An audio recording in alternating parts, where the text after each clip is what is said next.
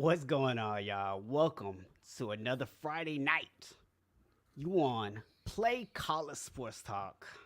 You know, joined as always by my co-host, Mr. McCain. But we also have a special guest tonight, JJ, Mr. Wizard over here, joining us. Gonna be talking a little basketball tonight. Actually, a lot of basketball tonight. We're only gonna be talking a little bit of football. So, you know, of course, y'all know me. My name is Stephen Box, and my co-host down here below. As y'all see, if you're joining us on YouTube, rocking the Eagles hat still, even Yep. though they lost, still Ain't claiming no the change team but my limp. always. Yeah, so don't get it twisted. That's not how we roll around here. We stay faithful to our teams. So man, let's just go ahead and have a conversation, man. Let's just get it over with. Let's just go ahead and do the Super Bowl recap, and then it's NBA All-Star tonight. So cool, man. I'm going to allow you to start the conversation, and just tell us what your thoughts were on the Super Bowl. Uh-oh. So, I thought that it was actually a well played game. Neither defense showed up much. I felt that the Eagles played a really good game until about the last half of the fourth quarter. Then they did what we've done all season, which is they go out and get a lot of points in the first half, and then they kind of fade in the second half. We were playing a team in the Kansas City Chiefs that is the exact opposite of that. A team that you need to continue to score on. I've complained all year about the Eagles not necessarily keeping their foot on the other team's throat. Um, Prophetically speaking, unfortunately, that's what happened. We had a drive late in the game where we opted for a field goal, so they're going for it on 4 for 5 against this Kansas City Chiefs team that outscored us in the second half.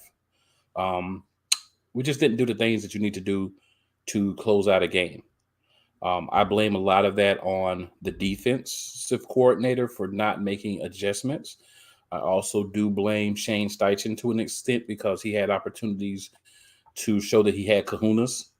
But I think once we found out that he was going to be the head coach in Indianapolis after the game, my level of concern rose quite a bit because it never has worked well in the past. And it didn't work well for us either. So a lot of different things. Obviously, everyone wants to talk about the call. I think I'll let everybody else give their opinions on that first. But I'll just say that there was a lot of things that we did. The fumble by Hurts, the fact that both of us were allowed to grab and hold the DBs until the very last defining play of the game, different things like that. So I thought the game for let's say about 55 minutes was refereed pretty fairly. I definitely feel like that last 5 minutes, and I just grouped it off because I don't remember exactly the moment it happened, but I know it was within that last few minutes. Things changed. That's the worst nightmare when you're the team that is on defense in that situation.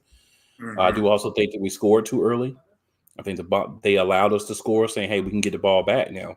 And I think we should have really did a methodical run first drive. I blame it on my offensive coordinator. Like I said, a lot of things went wrong for us to end up where we're at. But yet, it's still all these things that we could look at and say this defense didn't play well.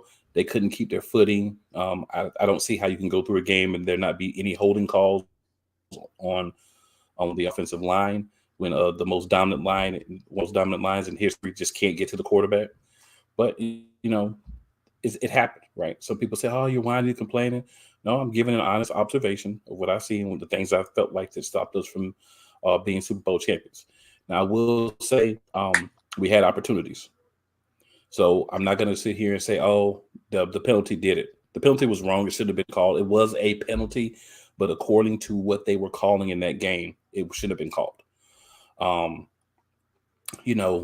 Just a lot of things that fell off the rails. I can't speak for other people, but I am greatly relieved that both coordinators are gone because I think one didn't have enough balls, and I think the other one didn't have enough mental fortitude to make changes. So good luck to those two organizations. Hopefully you have better coordinators with them than they were as coordinators. But, I digress. I think for me, that's the game in a nutshell. JJ, what are your thoughts? I definitely understand Cool in a lot of things. He touched on one of the points that I was going to touch on. I think is that, this defensive line has been widely regarded all season long.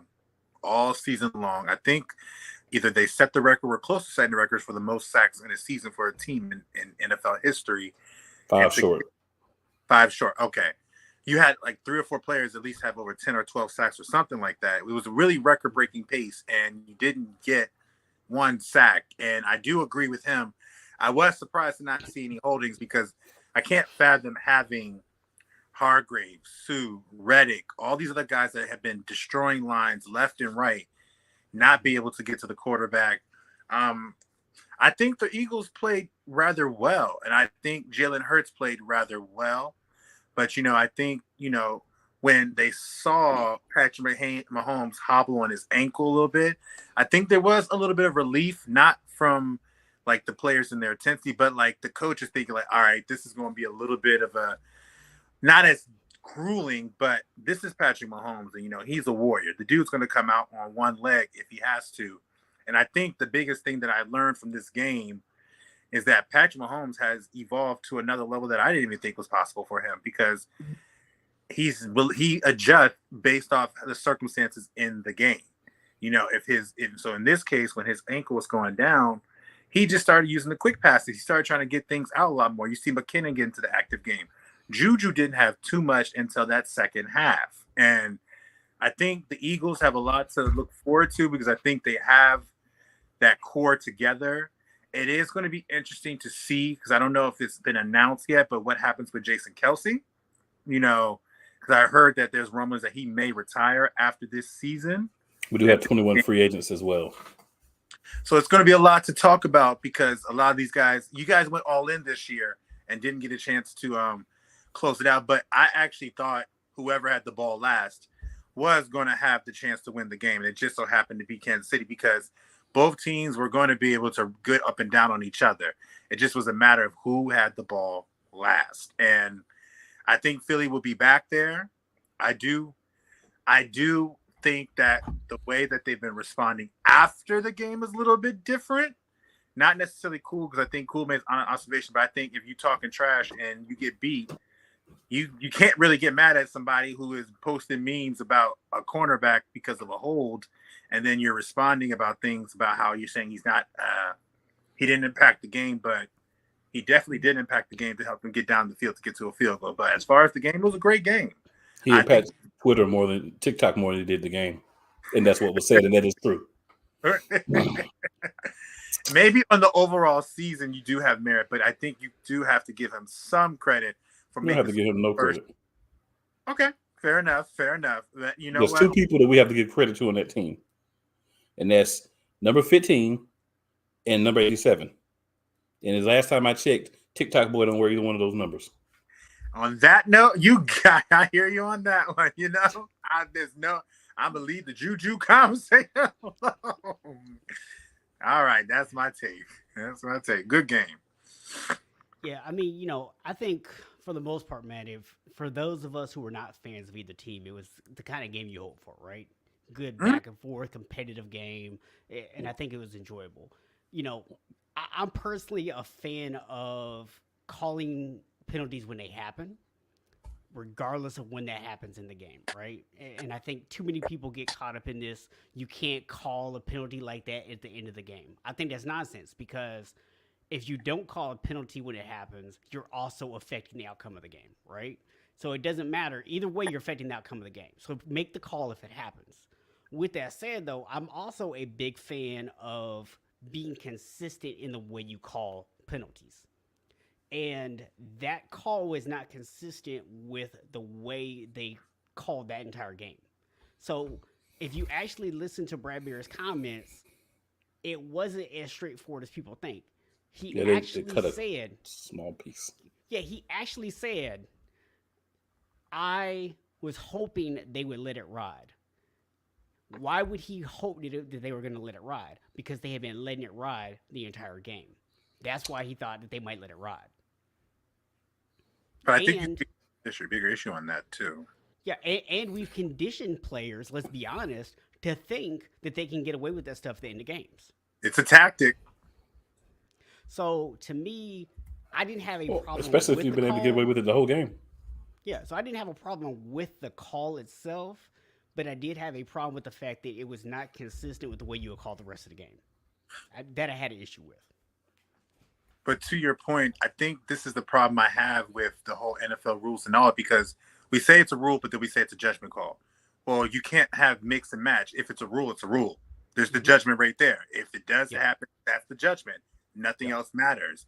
But when you're letting your emotions dictate and stuff, nobody wants to make the call that ends the game or changes the outcome, but it always seems to happen that way. I think to your point, like if it's a call, like for me, I've never been someone to blame any games on losses because penalties happen on both sides. I've won games because of penalties that we did, and I've lost games because of penalties that weren't called. But at the end of the day, if it's a rule, it's a call. There's no judgment or nothing, because when you put the judgment in there, you lead to these conversations now about what are we going to do? Well, that's the thing. That's the thing. You let a bunch of calls go on both sides earlier in the game. So just allow it to continue the way you've been calling the game. Don't change it the last 5 minutes. That's the problem. You know, you look at Twitter, there's a whole cavalcade of professional players from different sports like, oh, man, that's garbage that you made the call. Notice no one said it's garbage that they said it's garbage you make the call. Notice they use that specific wording because you didn't make the call earlier. And that's the thing. If you were calling it earlier, then he would have known if I do that, it's going to be a call. But because you allowed many egregious things to happen with that earlier in the game, he felt like, oh, I could probably do it. They won't call it. They did. Oh, man, they called it. It is what it is. Now, there's only one other thing I want to bring up, and then y'all can say whatever else y'all want about the Super Bowl. Jalen Hurts was robbed from the MVP. Jalen Hurts was 27 of 38, 304 yards passing and a touchdown, 15 carries for 70 yards and 3 touchdowns. So this man had a total of 374 yards and 4 touchdowns. And instead, you give the MVP to Patrick Mahomes, who has 182 yards and 3 touchdowns. And then he ran six times for 44 yards. So that's the joke of the NFL. And people can call it what they want. I do not care. I'm going to be real with it. And the realness is you don't have that kind of performance in the Super Bowl and not get an MVP. I don't care if you're on the losing team. That's garbage. That's trash. And NFL, you knew better. It's the same deal with how LeBron had led everybody in scoring, but actually he was MVP, but lost to the Golden State Warriors when Iguodala got it. You know what I mean? It's because he was on the winning team. But I do agree. He outplayed Patrick Mahomes. It's too much of a disparity. LeBron didn't have that disparity in that game over everybody else. He had almost 400 yards and 4 touchdowns. That's too much of a disparity to not give him his rightful award. Yeah, but I think it is what it is. Yeah. If you were going to give somebody on the Chiefs the MVP, I mean honestly, I felt like Pacheco and Kelsey had a bigger impact on the outcome of the game than Mahomes himself. But the thing is, it should not be about who is on the winning team. It should be about who was the best player in the Super Bowl. And the best player in that Super Bowl, unquestionably, was Jalen Hurts. Even with the fumble. It wasn't even remotely close. But I will say this, to Cool's point earlier about how they really needed that run-heavy drive. That never happened. Jalen Hurts, 15 carries for 70 yards. Every other running back on the team only had 15 carries total. Or 17, excuse me. So all the running backs combined only had 2 more carries than Jalen Hurts. And the other That's thing not is Philly's identity. Well, we need new running backs, sir. I'm going to be the first one to say it. I love Miles Sanders, but he's not the running back for the way that we play. He was hurt in the Super Bowl. He had to go back and get looked at. They didn't run the ball enough with Gainwell and Scott. Go get the big bowling ball with feet to run the ball. Go find him somewhere else, because at the end of the day, you're not going to win a Super Bowl with what we put out there running back with Jalen Hurts. I love Gainwell. I love Scott, but they're the backups for a reason. Our lead back has not been durable his whole career, and in the biggest moment we needed him, unfortunately for him, he was hurt again. That's been something that's been consistent with him throughout his stay. So I don't think we should pay him. I think we should either go get somebody else or draft a running back, a big guy that can take the brunt of the attacks. You might get a chance to get. I was gonna say no. He might. Depending on what happened, but Gus the bus. I think stop. But he could be our backup. No, but I think you guys were. It was clear what y'all were trying to do this game. Y'all saw Mahomes. You saw Hurts. It was intent on having the showcase from Hurts, and he showed out. But that was stupid because that's not the winning formula. No, I agree because your formula was perfect. Because if you had that silly drive, they might have never qualify for a field goal. They might have never had. That was the problem. When I saw how fast we scored, I'm gonna say the same thing that AJ Brown said. I watched a whole bunch of interviews. I actually took Monday off work because I wasn't prepared to deal with people or respond to people on Monday. AJ Brown said when we went down and we couldn't get that touchdown and we had to settle for that field goal, that he had this bad feeling in the pit of his stomach. So did I. And if I had the guys I watched the game with here, they would tell you I said it. I was like, that's going to be bad that we could not get a touchdown there. We needed to go back up by 10 points, and then we went back up by 6. They went down and scored. We had to score 2 just to tie the game back up after the touchdown. That's a problem. That's something that you cannot do. You have to burn time. We did a great job of it in the first half. We did a trash job of it in the second half, and that's why we're sitting here talking about us losing. Yeah. Yeah. But the other thing you pointed out was how there was 0 holding calls against the Chiefs. That didn't make any sense. And listen, I've been saying this for 3 years now, that I thought it was absolute garbage that there was no holding calls in our Super Bowl against them. I mean, the Nick Bosa one was like blatantly obvious, where he was like in a Bruce Barber beefcake sleeper hold. But outside of that, there was plenty of other holds in that game, and they didn't call any of them. But it is interesting that the 1 year that the Chiefs was getting penalties every other play against them was when they played the Tampa Bay Buccaneers and Tom Brady. Tommy, terrific. But that speaks to you guys' point right here, and I think the elephant in the room is when people talk about the calls, the missed calls, whatever, they always translate it to the back of who they're going against. And for the last 5 years, we knew who the NFL is trying to push, and more than likely is pushing as the new guy of the league, which is Mahomes. Because I do agree. I was like, it makes no sense that this team can get 4 or 5 sacks on everybody, and he could not get a call or nothing. And I was like, there's no way. I was like, Javon Hargrave is a menace inside.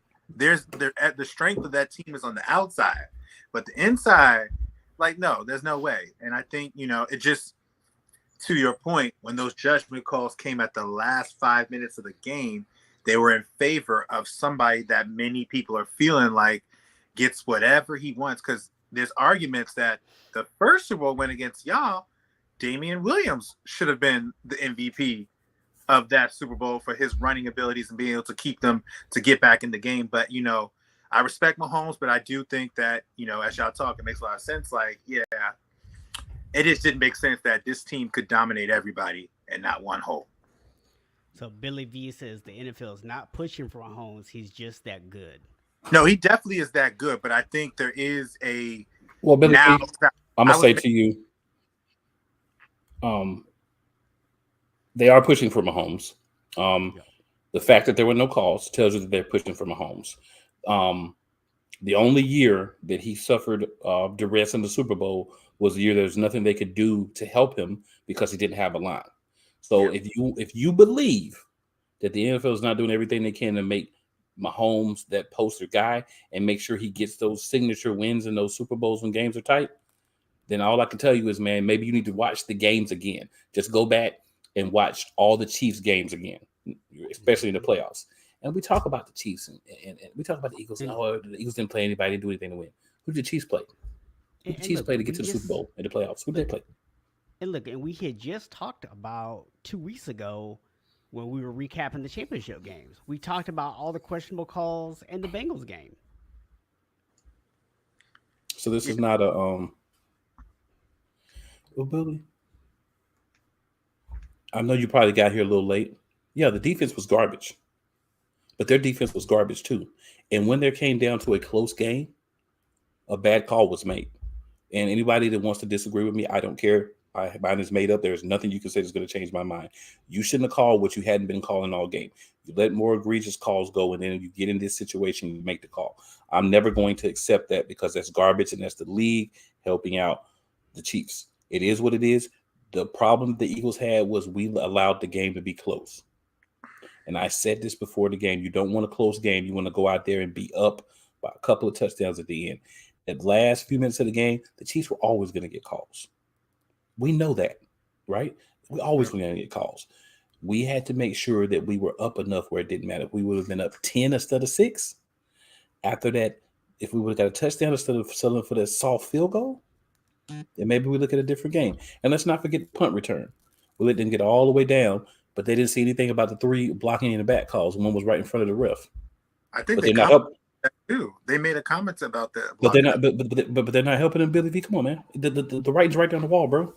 I'll leave it at this because I know we gotta get to the basketball point. But I was talking to one of my colleagues today about this. I was like, it's clear that with the Mahomes career and where it is at this point, not saying he's going to ever reach that level, but for this generation, he'll be considered the Brady of this generation. You know, he's that guy that's 5 straight NFC championships, 3 Super Bowls, 2 Super Bowl wins, and 2 Super Bowl MVPs. Now, who is going to be the Peyton Manning? Is it going to be Joe Burrow or Josh Allen? And or is it going to be Jalen Hurts, who's going to come in as that other guy? But we know, like, I agree with you. There definitely is Mahomes. He got his wife. We know his wife. We know his brother. We talked to his dad. Like, you know, when you push these things out here, you wanting us to get a more insight on buying in love and this person that it is. And then he's great. He's a phenomenal quarterback. No doubt. But it's not going to be the Brady rule anymore. It's about to become probably the Mahomes rule, because now that if he's officially retired, them calls are going to go to Mahomes, especially now that his ankle has been messed up a couple of times in this last season. There's going to be some calls coming his way because, you know, you got to keep him, you know, upright. Yeah, I mean, we could go on and on about all the things that clearly would tell you that the NFL wants Patrick Mahomes to be successful more than anything else. This is not new.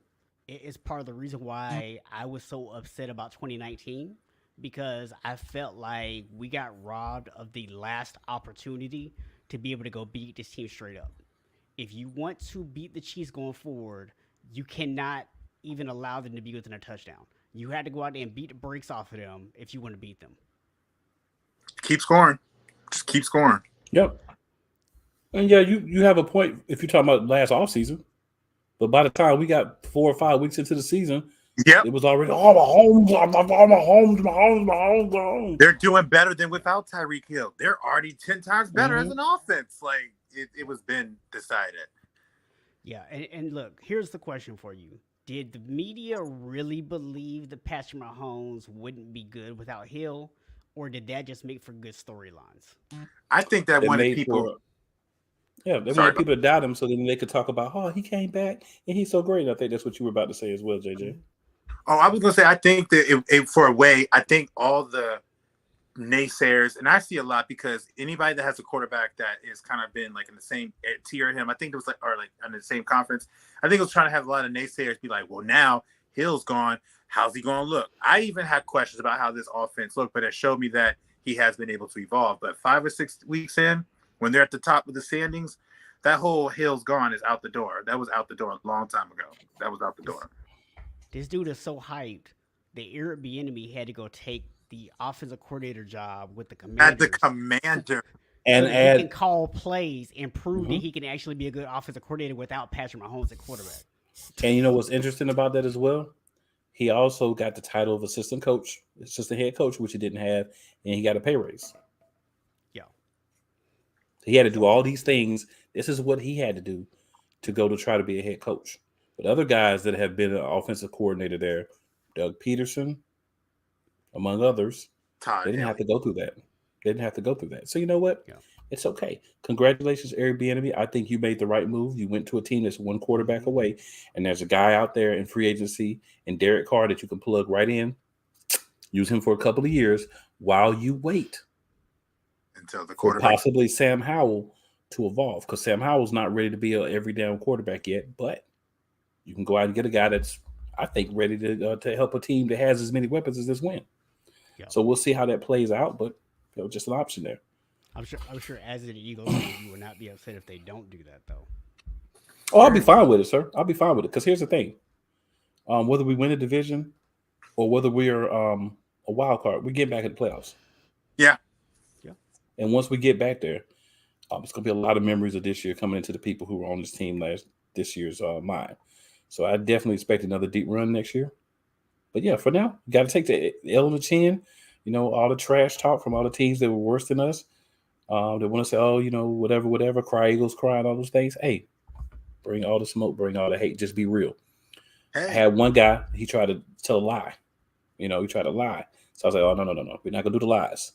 All the truth you want to tell, we good. You try to tell lies, that's when I have to come for you.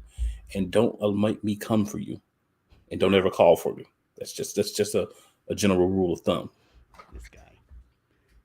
So speaking of calling, man, let's go ahead and jump on to the next subject here because we don't use about half the show, which is more than we expected to use talking about the Super Bowl.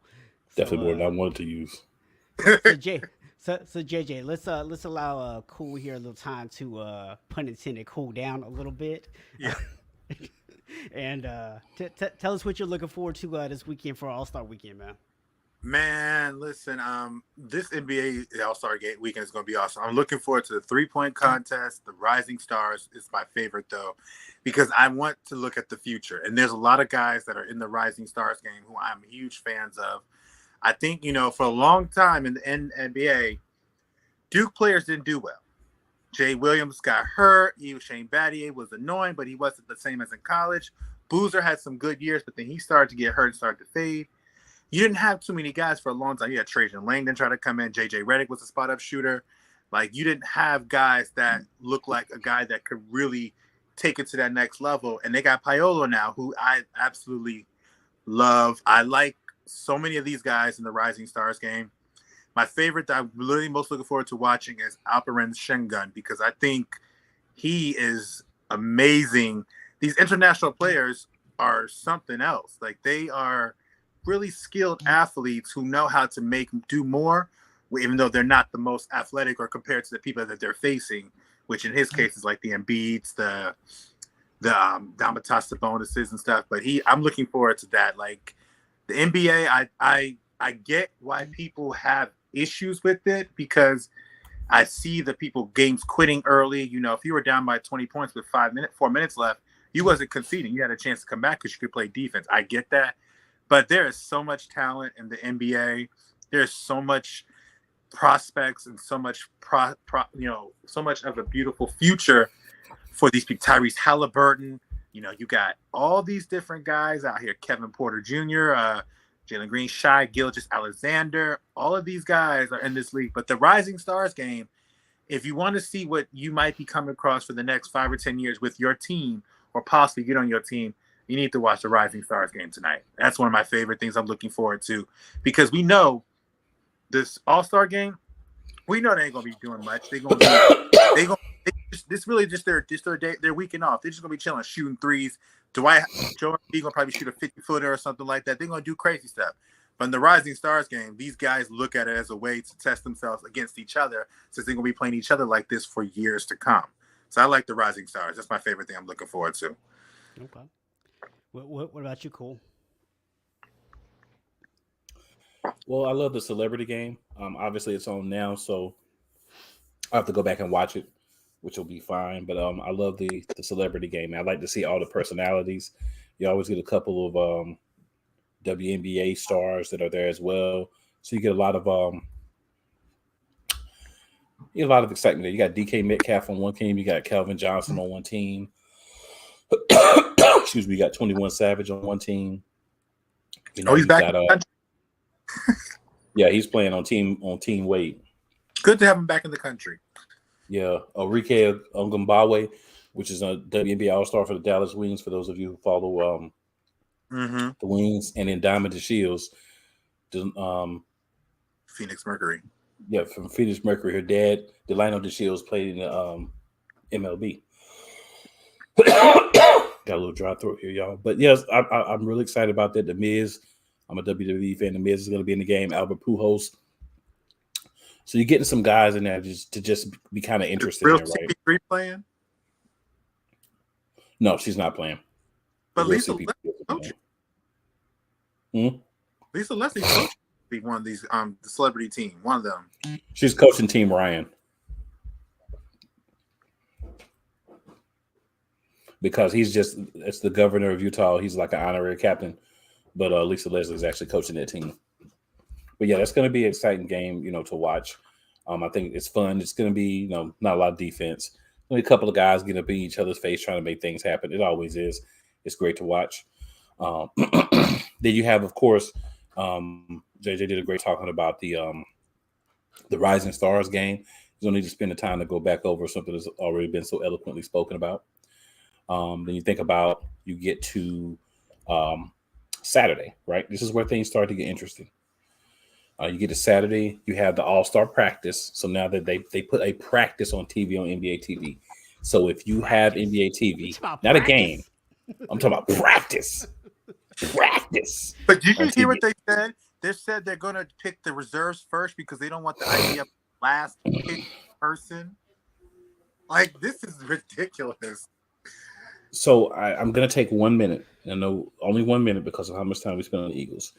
The whole entire process for NBA All-Star Saturday night for the game itself, on Sunday, is trash. It is trash juice. It is hot, flaming doo-doo turds. It's the worst thing they could have done, in my opinion. I know a lot of people love it, but let's be honest. You were going to watch the All-Star game whether they did this trash or not. You basically took everything out of it, and now it's just a pickup game. So what's the point in even – so if you're going to do it that way, what's the point in even having conferences? Why not just elect the top 10 players? They could be 9 from the West. It doesn't matter because you're not even honoring any of that anymore anyway. So what difference does it make? I don't. And then the best people you want from the bench, just make one big pool. What's the point? There's not an East and West game anymore, so why are we picking East and West? I don't care if we got our best 10 straight years. East versus West was the best part of the All-Star game. Conference power and conference supremacy if you won. Like, what? Yeah. Now, the best part of Saturday for me, I love the All-Star Saturday night, but I'm an HBCU grad. So to see Grambling State and Southern University play in the HBCU Classic at 4 p.m., make sure y'all watch that. It's going to be on TNT, ESPN2, or NBA TV.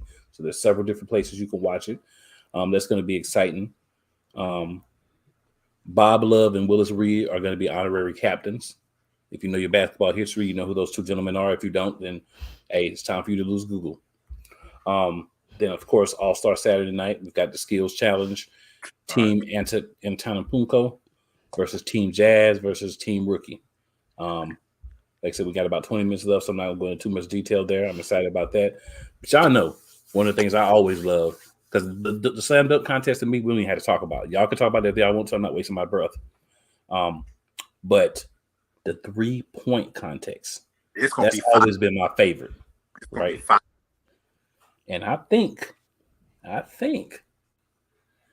we might get a second straight year of a big man getting the win here with Lauri Markkanen.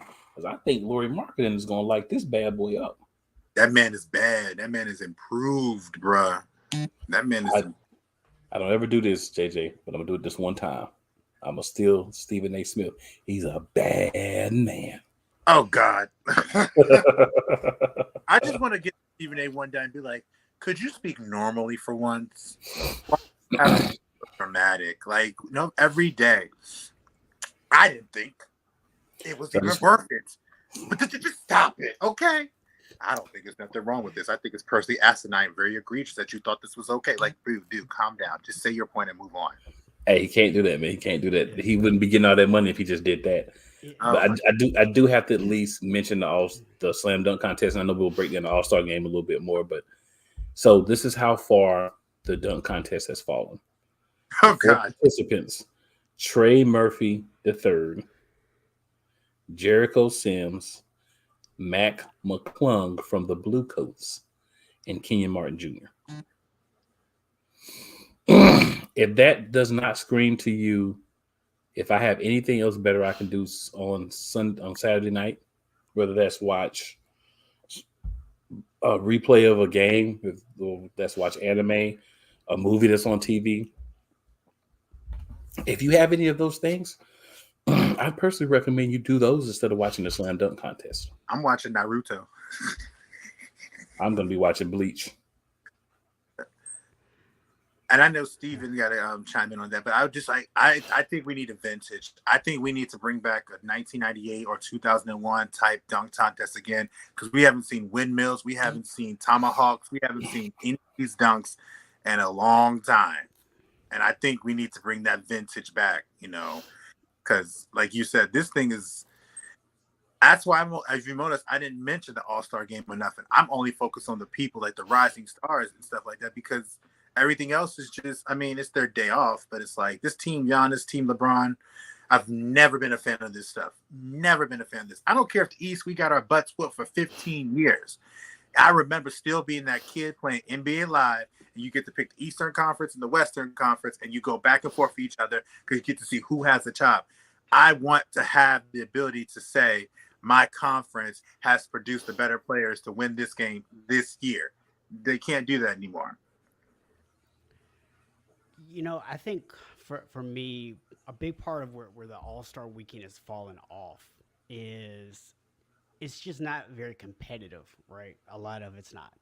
Like, you look at the All-Star game itself, and like you said, it's like, these guys they're just kind of out there, they're hanging out, they're all buddy, they're all friends.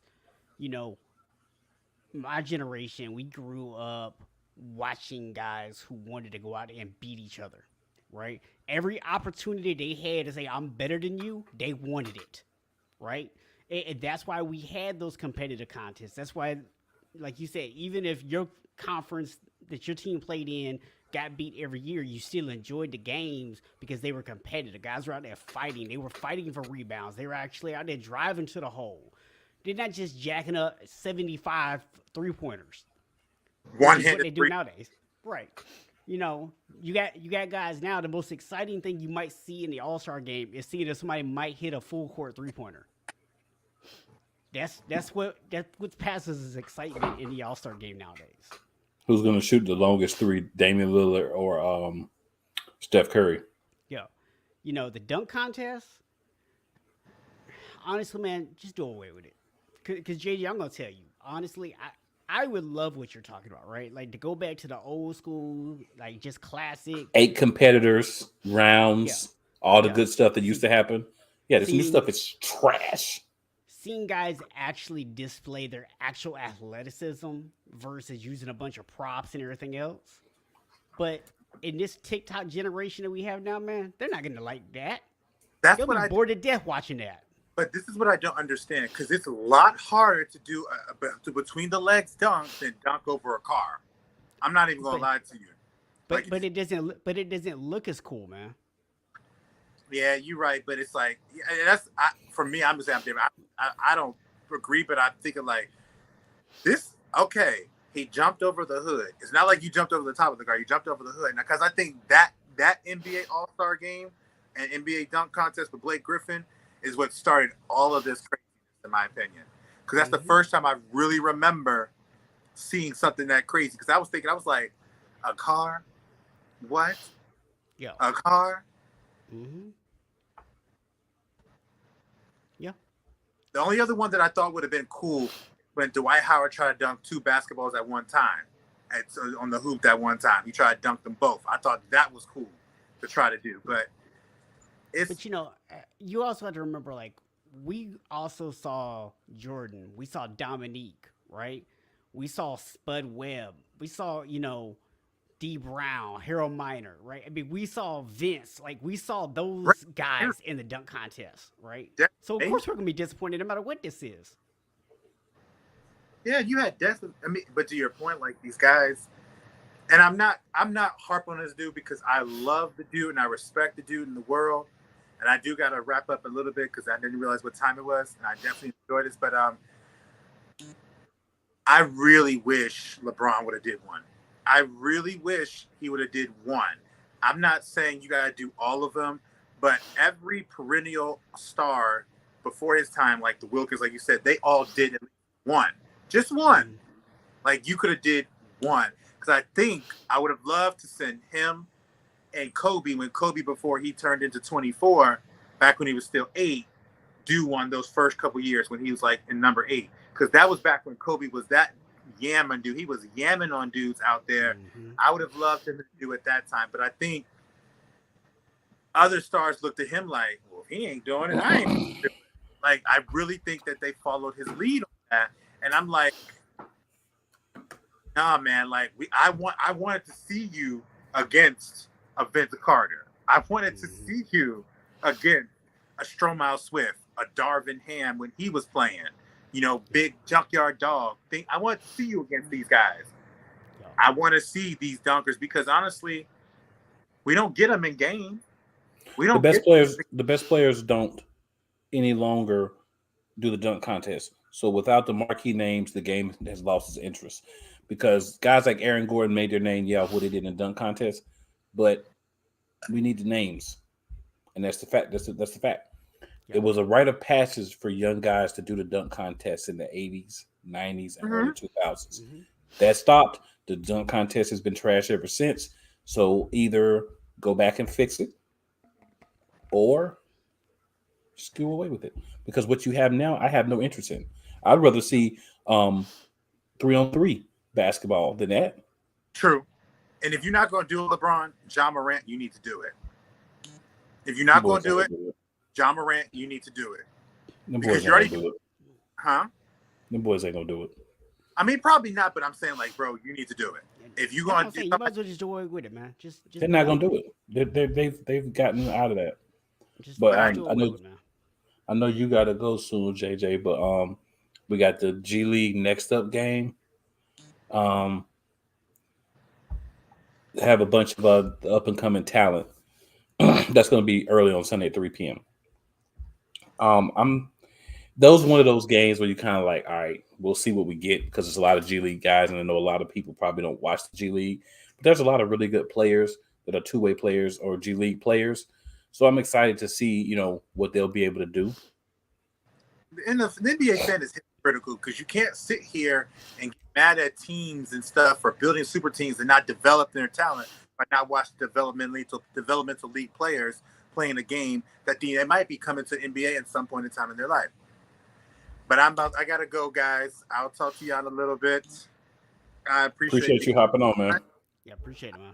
All right, you guys. I'll see you in a bit. Next time. Yes, sir. So yeah, man, when I look at, the overall festivities, the Rising Stars to me is the most exciting thing, right? Because like JJ was just kind of alluding to there, is really to me like the equivalent of watching college basketball or college football, right? It's getting to see like that next generation, getting to see those young guys, because especially in the NBA, you got a lot of guys that come out of college early. They're still developing when they get to the league, so it's fun to get to see those guys kind of go against each other. It's kind of almost like watching college, but like you're watching the best of college play against each other. And, for me, that game is always a lot of fun. The 3-point contest, like you said, it's kind of crazy that that's actually overtaken the dunk contest. But, that's definitely what has happened. Yeah, man. I mean, because names still want to shoot, right? You got Curry in there a bunch of years. You got a lot of guys. If you get invited to the 3-point contest, you're going to take it. Yeah. You get invited to the dunk contest, guys are not going, Right. And it's sad, but that's what the league has come down to. And I did want to touch on the player pool and the draft process for the All-Star game. See, I was laughing when you brought up the draft process earlier because I know, and anybody that's been listening to our show for a while knows how much you hate the idea of the draft to begin with. So the fact that they actually found a way to make it worse. So it's trash. That's TRACHYE. Trash is what we're getting now. So because someone's feelings might be hurt, the backups are getting drafted first. So let me tell you why this is the dumbest thing ever. If you're going to pick the starters last, guess what? Somebody's still going to be the last pick. So I guess it hurts your feelings less if you're the last starter. you're still the last person that's picked, bro. You're the worst starter. I guess that makes you feel better. I don't know. But so here, and this is what I find so crazy about it. You're picking them first, but guess what? Someone's still being picked last. It's still happening. There's going to be a guy that's going to be on, I don't know whose team, I don't know who's picking or whatever, but there's going to be a guy either on Team LeBron or Team Giannis that didn't get picked by LeBron or Giannis. Mm-hmm. There's going to be two people. I don't know. I'd have to read how they're going to do the draft because I really try to not read too much into it because it starts to upset me because it's so stupid. But, it is what it is. That's what we have. I do believe we need to go back to, sometimes things are not broke, but we fix them and we break them by fixing them. I get, and this is the All-Star game period. We need to go back to 4 quarters. You play through 4 quarters. If you want to still do the things that were brought in as far as, whoever's up in each quarter, you can still track the points per quarter and, you can still award each charity based on that. But let's be 100% here. The 4th quarter thing, this is like you're taking 3-on-3 basketball and you're bringing it to the All-Star game, but you're playing 5-on-5. Mm-hmm. You should go back to, you have 15-minute quarter, or if you want to do a 32-minute, half or whatever, something 8 plus 24, like something to honor Kobe, I get it. But if one team's way up, the other team doesn't have a chance, and without a clock, it's trash. It's trash. Trash. Trash. Stop making the game trash and make it fun for people to watch. You're giving us the 2 marquee events that you're giving us after tonight is a trash dunk contest and then a trash game on Sunday. I'm going to watch it, but I'm still going to be thinking it's trash the whole time. I'm going to watch it, I'm not watching that dunk contest, though, but I will watch the All-Star game. Yeah, you definitely don't want to watch the dunk contest. But the format, man, things are not broke, but people want to fix them so bad. It was cool to do a year or two because, the Kobe thing happened. We had COVID, blah, blah, blah. It's time to revert, bro. It's time to go back to the regular thing. Let's go back to East versus West. Let's go back to, and if one conference is just dominant, it is what it is. But the way these players bounce around now, it doesn't even matter. So here's what I would say. If you're going to go so far is to do all this, stuff with not wanting to pick people last, whatever. Here's a crazy idea. Why don't we just go back to East versus West and just you make the team or you don't? That's what I'm saying. Just be done with it. East versus West. You're on the East, you're on the West. Boom. Let's rock it. Whichever one is better. And then put some odds into it. We'll make it where they want to play. If your team wins, your conference is the home team for the playoffs. For the NBA championship, Yeah. Yep. That definitely make people want to play a little bit more, especially the teams that are actually feeling like they have a good chance of actually being in the finals. And delusional as a lot of these teams are, all their players are there probably feel that way. Yes, this is true. And like you look at the Western Conference this year. Every team all the way up to about 14 is still within contention, thanks to the play-in tournament.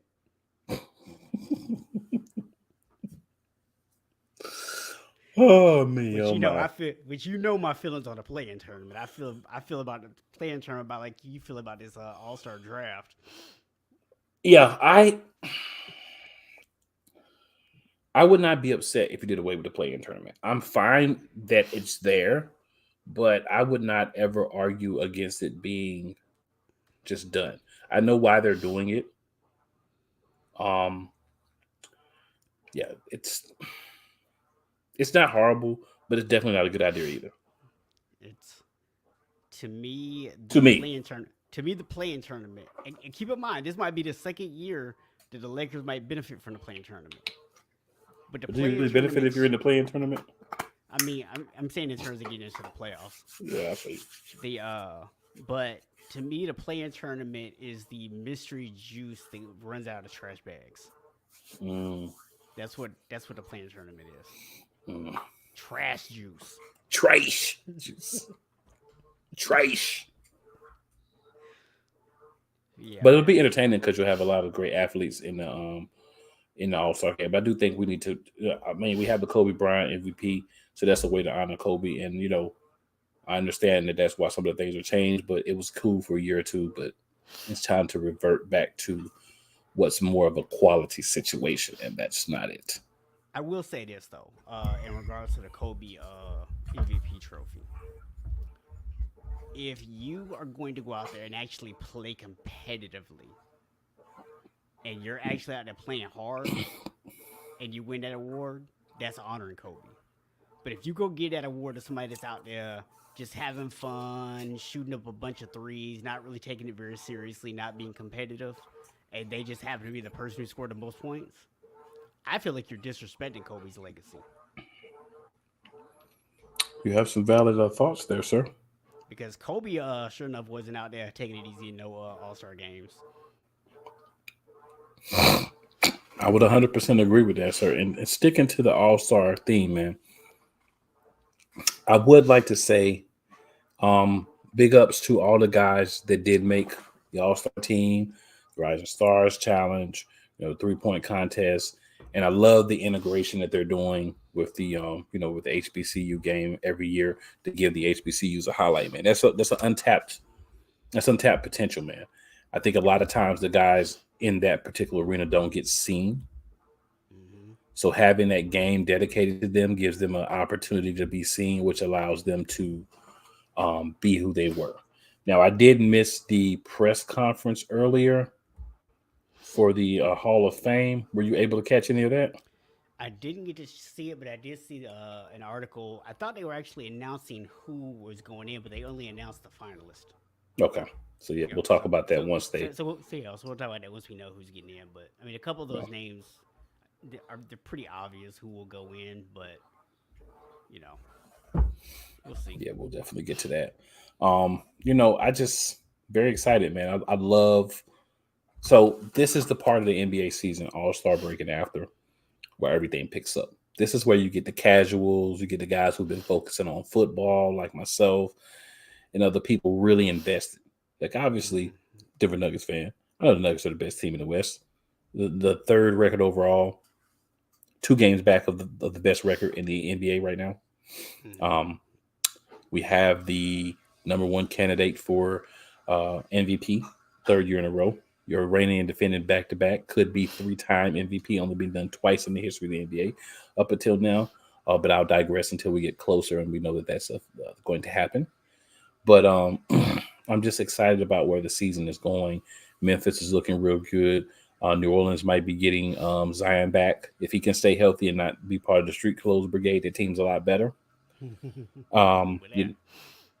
Right. Just about like saying AD stay healthy all year, right?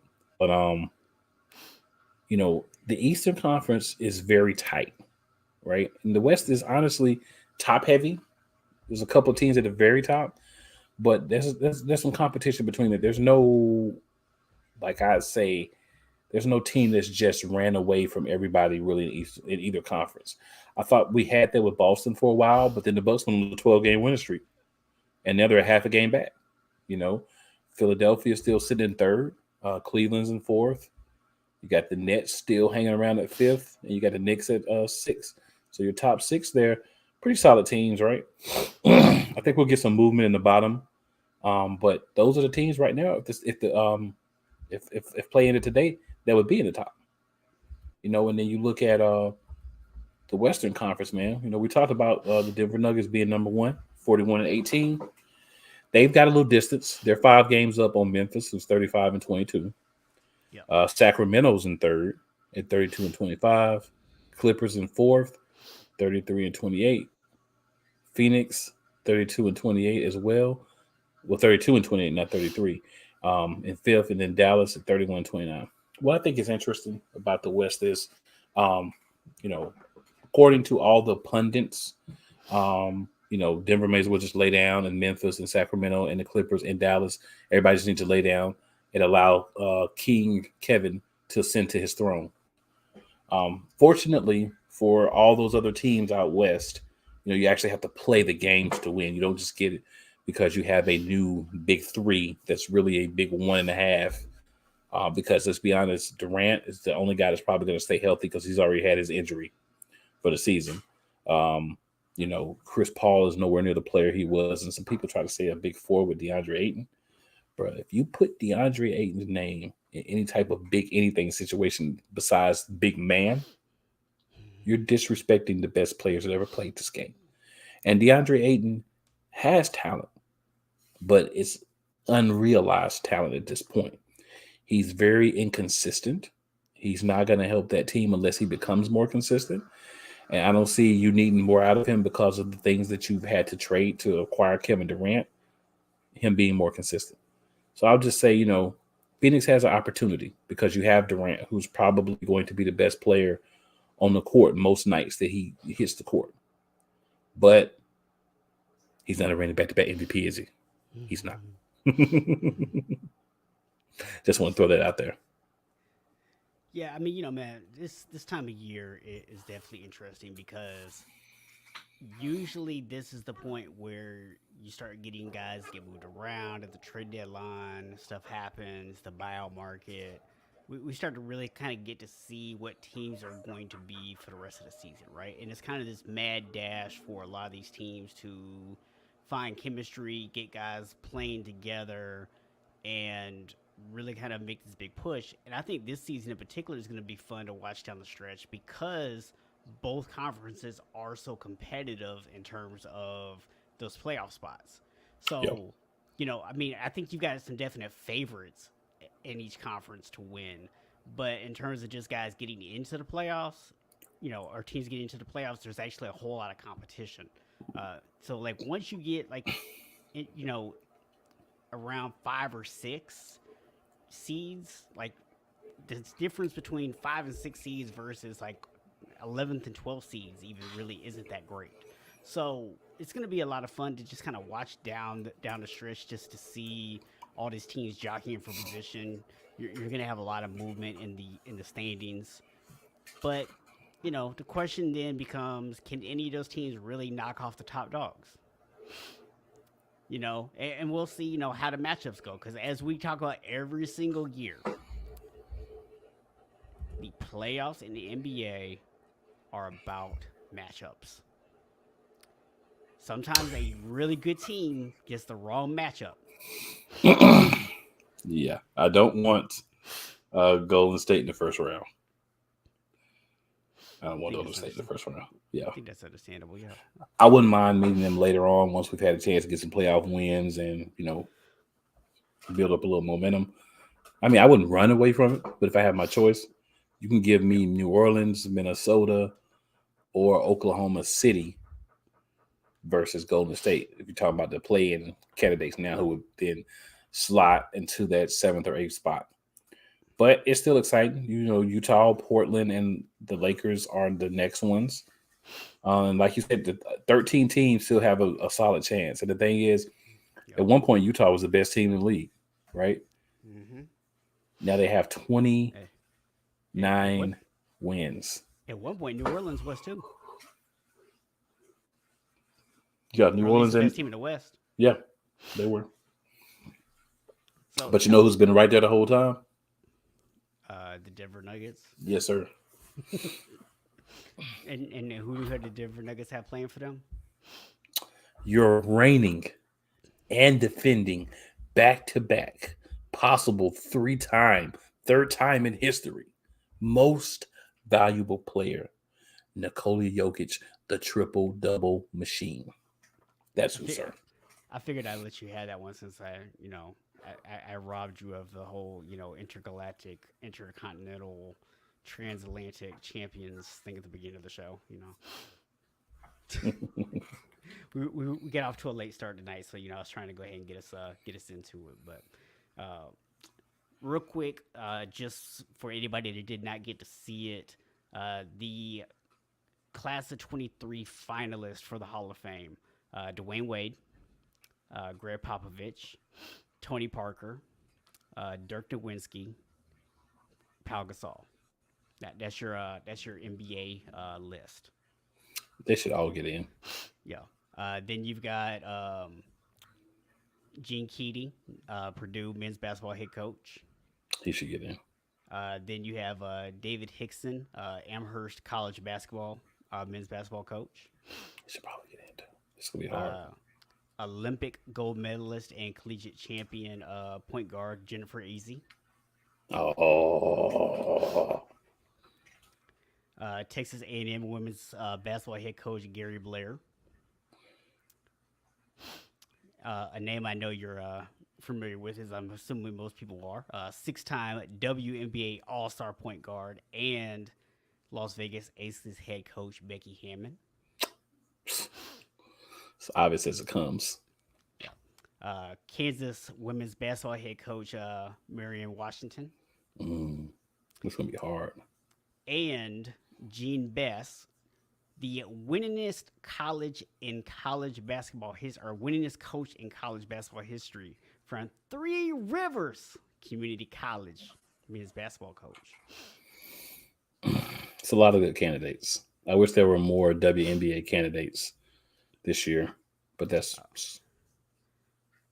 so we will find out April 1st who is actually going to get in. That's when the announcement will be made, is April 1st. conveniently right after March Madness.